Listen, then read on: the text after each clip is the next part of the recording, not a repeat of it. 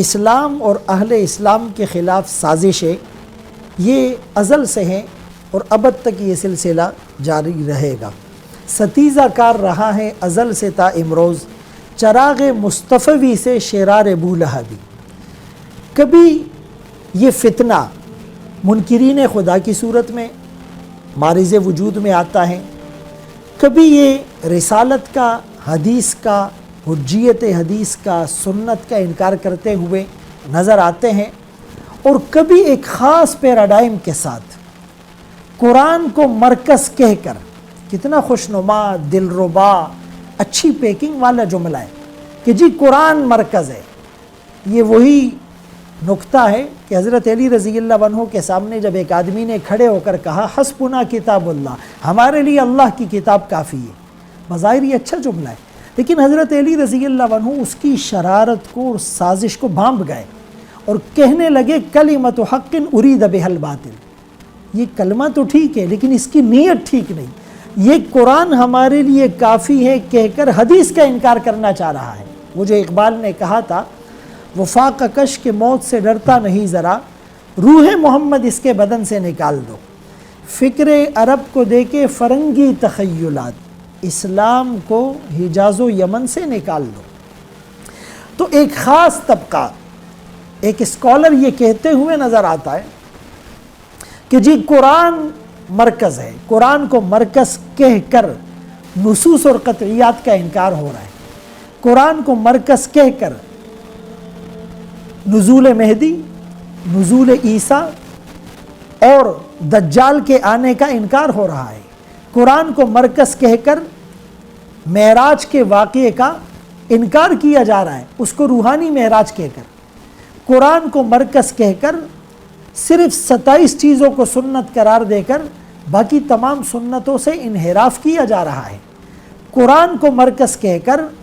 صحابہ اکرام کے جو آثار ہیں اس کا انکار کیا جا رہا ہے، قرآن کو مرکز کہہ کر اجماع امت وَمَن يُشَاقِقِ الرَّسُولِ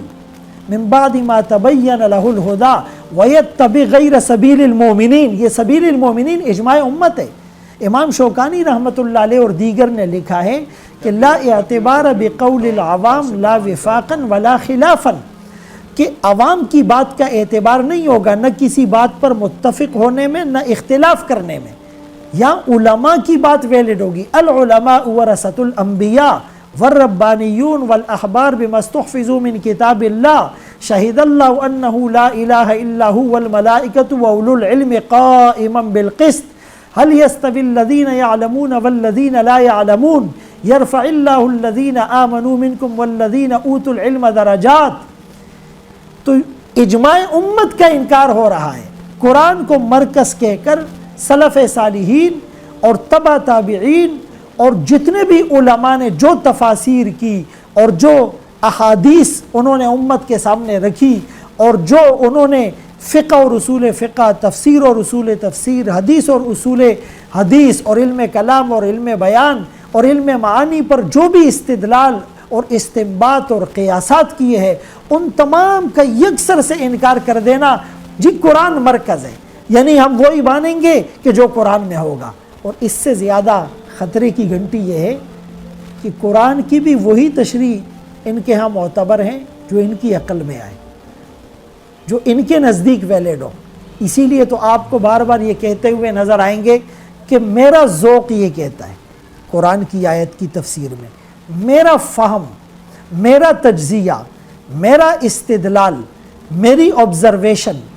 میرا decisive opinion according to my school of thought, میری رائے، یعنی اپنی ہی بات کو مسلط کر دینا، اور تمام مفسرین اور تمام محدثین اور تمام فقہاء اور تمام حکماء اور تمام علماء اور تمام تابعین اور تبع تابعین اور تمام اکابرین امت اور تمام اسلاف 14 صدیوں سے جو بھی ان کی تشریحات اور توضیحات اور ان کے دلائل ہیں اس کو بالکل یکسر رد کر کے کہنا کہ جی میرا فہم یہ کہتا ہے، یہ ان لوگوں سے زیادہ خطرناک بات ہے جو بالکلیہ اللہ کے وجود کا انکار کرتے ہیں، چونکہ یہ تو ایک نئے انداز کے ساتھ ایک نئے پیرائے میں امت کو گمراہ کرنے کے لیے، پرووک کرنے کے لیے میدان عمل میں اترے ہوئے ہیں۔ اسی لیے آپ نے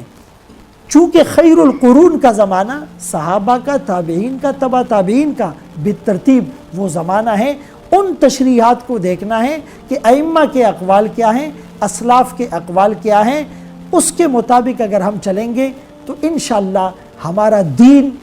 محفوظ رہے گا، عقیدہ مضبوط رہے گا،